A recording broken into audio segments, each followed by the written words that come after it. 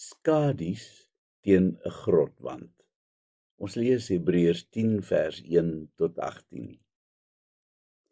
Op 'n streep stap die groepie toeriste agter die gids aan in die grot. Stalagmiete en stalaktiete gevorm deur duisende jare se waterwerking, doem oral op in die mees bizarre vorms. Blink watertjies wat uit die dak sypel, maak van alles om ons 'n sprokiesparadys. Dan stop die gids en almal bondel om hom saam.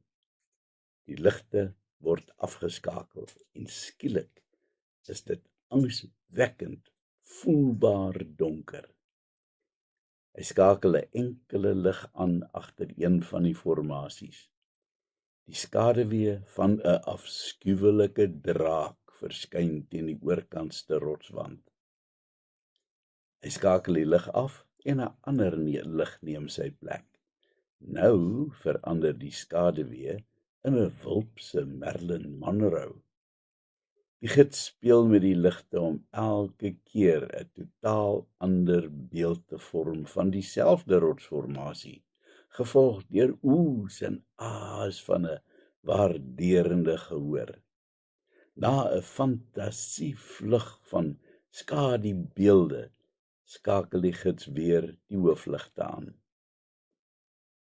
Ek bekyk die stalagmiet wat vir hierdie wonderlike vertoning verantwoordelik was. Maar al wat ek sien is 'n ruwe klip.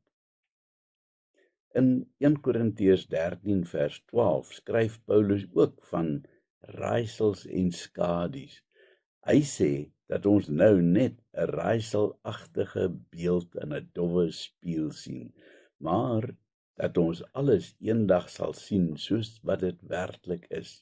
Ja, ons sien vandag baie dinge slegs as skadies, en dan is dit baie ver verwyder van die werklikheid. Sou dit nie wonderlik wees as ons alles kon sien soos wat dit werklik is nie? Sou dit nie verruklik wees as ons skielik al die kwelvrae en onduidelikhede klokhelder kon verstaan nie? Sou dit nie fantasties wees om skielik helderheid te hê oor die dinge waaroor ons as gelowiges al soveel eeue stry nie? Ag, dis maar net 'n versigtiging. Maar eendag sal ons alles wel weet. Die wet van Moses is een van daardie skaduweelde wat oorspronklik 'n baie edel bedoeling gehad het, naamlik om heen te wys na Jesus en die groot verlossing wat sou kom. Ongelukkig is hierdie wet gekaap deur godsdienstleiers wat die lig so daarop laat skyn het, dat die eens mooi skaduwee verander het in 'n drogbeeld. 'n Goeie voorbeeld hiervan is wat die fariseërs van die wet gemaak het. Dieselfde wet wat moes dien as 'n riglyn oor hoe om God te dien en vir jou medemens lief te wees, het hulle gesmee in 'n wreedaardige ketting wat mense bind en lewens verwoes. Rondom die heerlike bevrydende Sabbatswet het hulle 'n magdom wette opgetower om te keer dat iemand nie per ongeluk die wet oortree nie.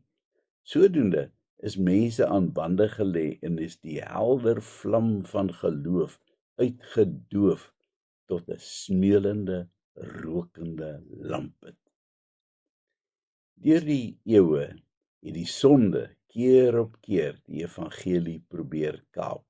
Die wreedaardige kruistogte van die middeleeue, waar duisende mense doodgemaak is in die naam van die evangelie, is 'n liderlike klad op die naam van Christene. Op die slagveld van die kerkgeskiedenis lê daar talle liggame besaai. Mense wat dikwels totaal onskuldig gesneuwel het. Alles in die naam van die evangelie. Hoe verskriklik is dit nie, dat juis dit, wat bedoel was om mense te red, hulle ondergang beteken het. Vandag vlam die meure steeds baie hoog op, juis oor presies dieselfde onderwerp.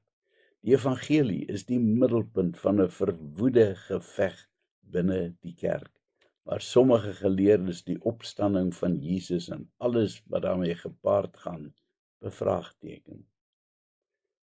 Alles gaan oor sonde. Die Hebreërbrief sluit in hierdie perikoop die argument af oor offers uit die ou bedeling en Jesus se offer. Dis nie diereoffers of graanoffers, brandoffers of sondeoffers waarin God belangstel nie.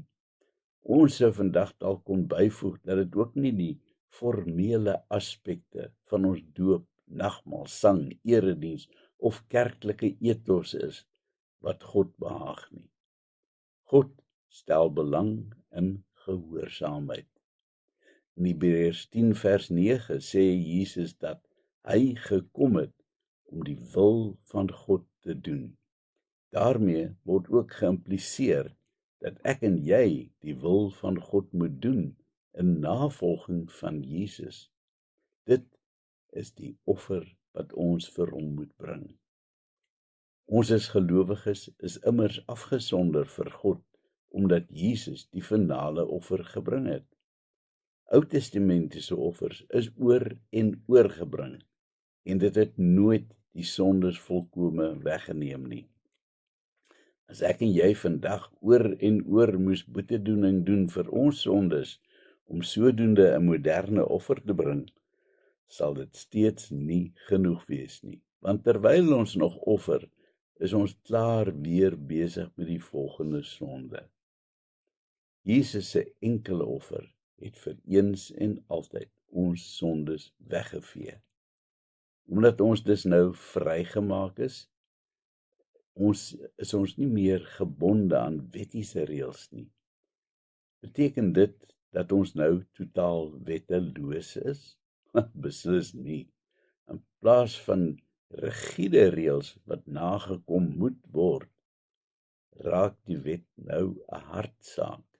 Nou is dit nie meer ek mag nie doodslaan nie, maar ek het my naaste lief. Vryspraak beteken ook dat al die liderlike goed uit my verlede totaal vergete is en dat ek met 'n splinternuwe, silwerskoon bladsy in my lewe begin. Aan hulle sondes en oortredings sal ek nooit meer dink nie, sê die Here in Hebreërs 10 vers 17. Wat 'n wonderlike gedagte. Al die skadu's van die verlede is weg. Kom ons bid. Here, ek kan U nie genoeg loof en dank en prys vir die vryspraak wat ek so onverdiend gekry het nie. Amen.